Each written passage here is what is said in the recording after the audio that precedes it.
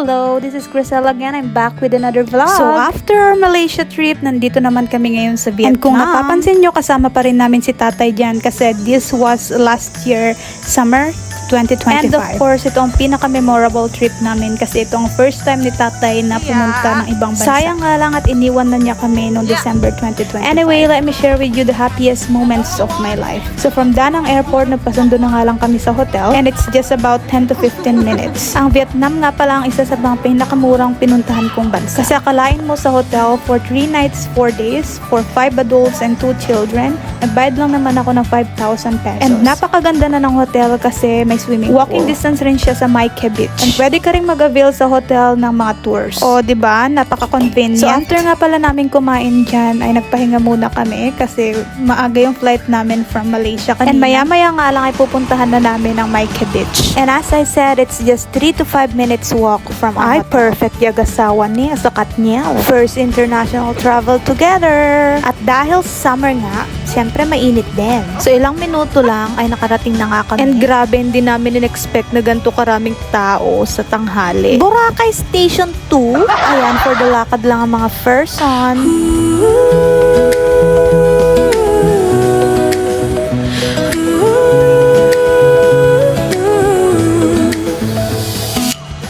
We left the map behind us. We shut the city out. Traded concrete pressure for the silence and the doubt. The long drive melted worries. The speed faded too slow. We chased the fading sunlight to the only place we know, where the air is thick with salt and the time no longer flies. Pakinggan nyo yung kwento ni tatay. Ajikat ni Satanas. Tagdenggan bitaw si kwa. Ajikat ni Satanas. Mga istorya. Ma'am. Jay Wala nang pwede ulo mo. Sila malaglaban ta kan sa gatong Pinoy. Sino nag-istorya kanya mata? Tatay. Sumpik.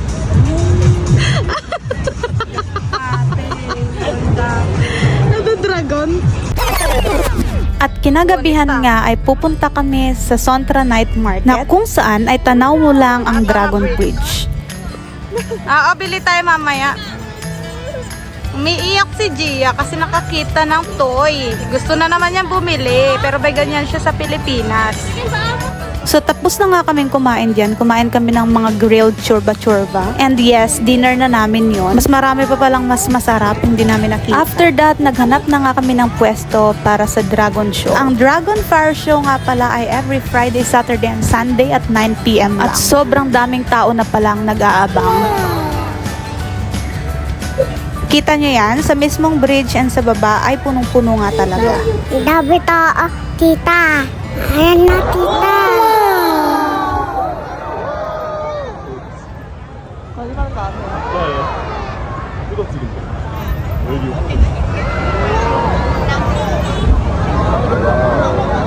앞으로 저 정도밖에 안 남아? 네, 그치. 그럴 때 계속 나옵니다. 15분.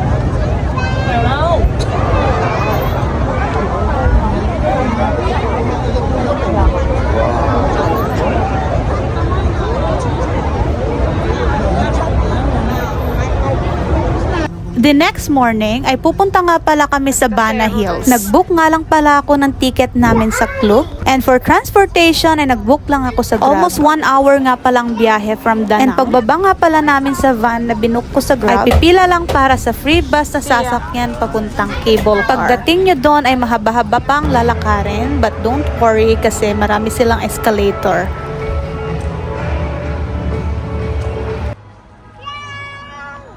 And para makapasok ay niscan lang ang QR code galing Klook. And here we are! Sige, diretso. Bye. Sige, tugaw. Yay! Yerts! First time! Kilig yarn!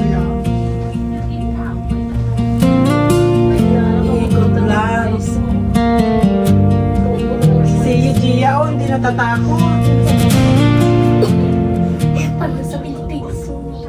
City lights are in the glass, leaving all the concrete past, pine scent through the open After 20 minutes sa cable car ay nakarating na nga kami dito sa Golden Bridge. As usual, sobrang daming tao.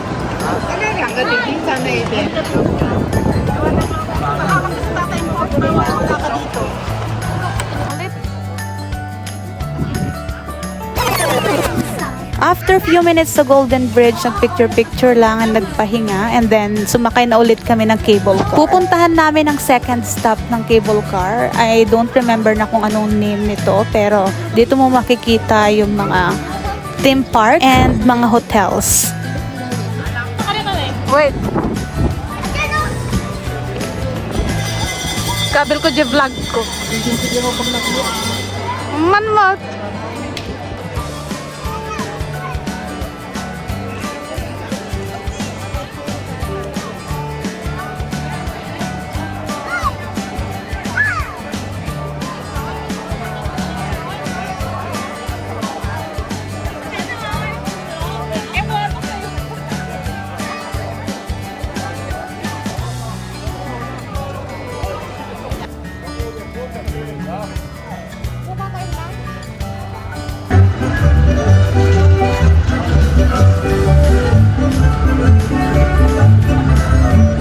Siya vlogger.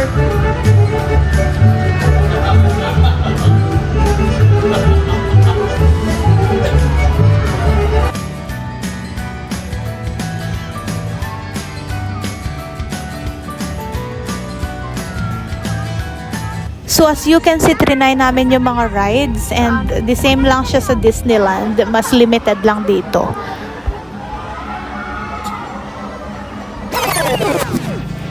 The next day, pumunta ulit kami sa beach pero kasama na namin yung mag-iina. And then in the afternoon niyan ay kumuha kami ng tour sa hotel kasi gusto namin i-try ang Hoi An Coconut Boat Ride. Again, 1 hour ulit siya from Da Nang.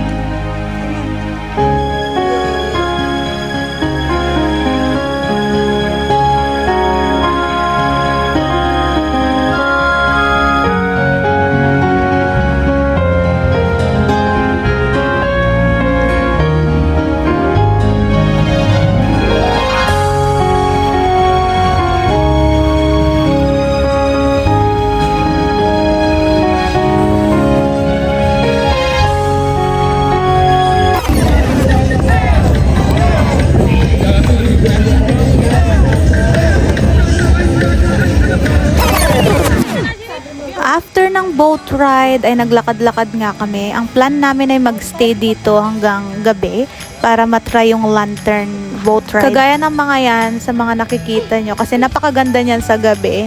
Napakaraming ilaw kagaya ng sa Tangled. Yan. Pero dahil nga may mga kasama kaming senior citizen ay hindi na nila kaya magstay hanggang gabi. Kaya after few minutes ay nagpahatid na rin kami sa hotel. And that ends our Vietnam trip. Bye! Thank you for watching!